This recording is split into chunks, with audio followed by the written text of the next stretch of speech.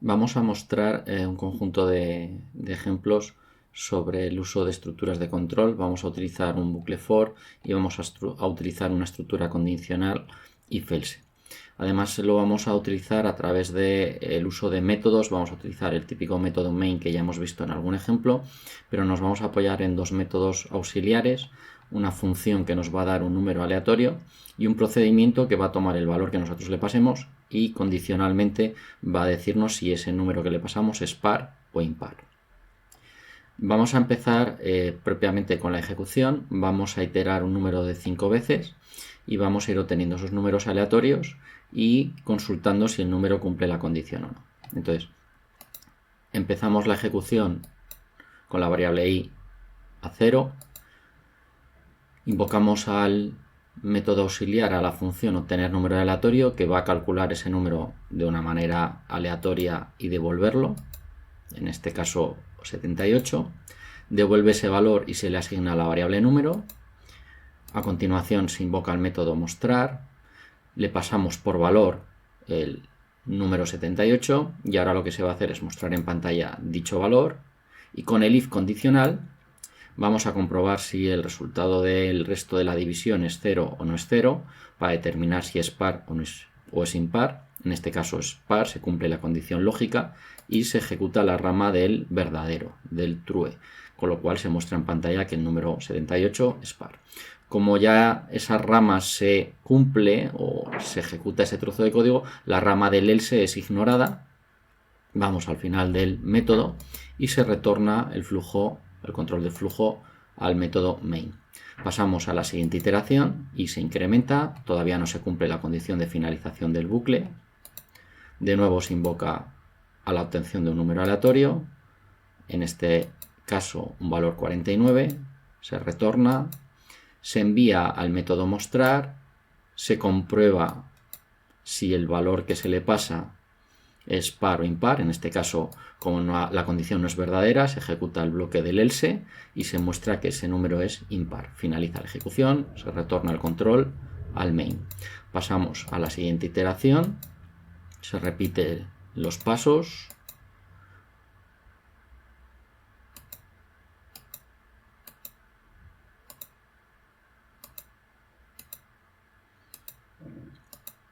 Así sucesivamente vamos incrementando esa variable i, obteniendo un número aleatorio, comprobando si ese número aleatorio es par o impar con un if else. Si es verdadero se ejecuta la rama del par, si es falso se ejecuta la rama del impar en el else. Hasta que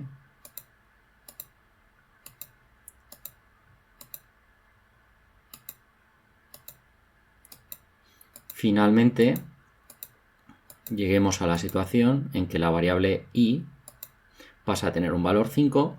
En este caso la condición del bucle for de finalización ya no se cumple, y 5 no es menor que 5 y por lo tanto directamente saltamos a la finalización del for. Como ya no hay más instrucciones en ese método main, directamente nuestro programa finaliza. En el segundo ejemplo vamos a mostrar cómo funciona un método recursivo en Java, que funciona exactamente igual que en C. Vamos a trabajar con un método principal main para poder ejecutar, y desde ese método main lo que vamos a hacer es invocar al método recursivo factorial. Vamos a pasarle un valor 4 para que el ejemplo no sea excesivamente largo, y lo que podemos comprobar es que tenemos un método factorial que recibe un valor entero largo y que a su vez también devuelve un valor entero largo. ¿Cómo funciona este método factorial? Si el valor que le estamos pasando es un valor 1, lo que hace es devolver ese mismo número, y si no se cumple esa condición, estamos usando un if else, lo que se hace es retornar el valor del número que nos han pasado multiplicado, y aquí es donde se produce la llamada recursiva, por el valor decrementado en una unidad, de forma que lo que vamos a provocar es una nueva llamada a este método factorial donde el número n se habrá reducido en una unidad, y ahora se vuelve a repetir todo este conjunto de comprobaciones hasta que llega un momento que se cumple esa condición de finalización de la recursión, de la recursividad, y vamos a ir pasando hacia atrás los valores que nosotros hayamos ido obteniendo y realizando este cálculo y devolviendo hacia atrás. Vamos a ver esto en la práctica. Empezamos nuestra ejecución, llamamos a ese método factorial con un valor de 4 y comprobamos si se cumple la condición. La condición no se cumple, por lo tanto se va a ejecutar la rama del else. Y en la rama del else, ¿qué hacemos? Vamos a retornar el valor resultante de multiplicar ese valor n, que vale 4, por el resultado de evaluar el método factorial con un valor de n-1, en este caso de 3. Como resultado de esa llamada recursiva, en la pila de llamadas se vuelve a llamar de nuevo a ese método, se vuelve a generar una copia de ese valor n, en este caso con valor 3, se vuelve a comprobar si se cumple la condición, de nuevo no se cumple, entonces deberíamos devolver el valor de n, que ahora vale 3, por factorial de 2, se vuelve a llamar al método factorial, se vuelve a poner en la cima de la pila, se vuelve a hacer la comprobación, volvemos a llamar a ese n por factorial de n-1, 2 por factorial de 1. En este caso concreto ahora ya sí que se cumple esa condición. Como resultado de que se cumple la condición, vamos a ver que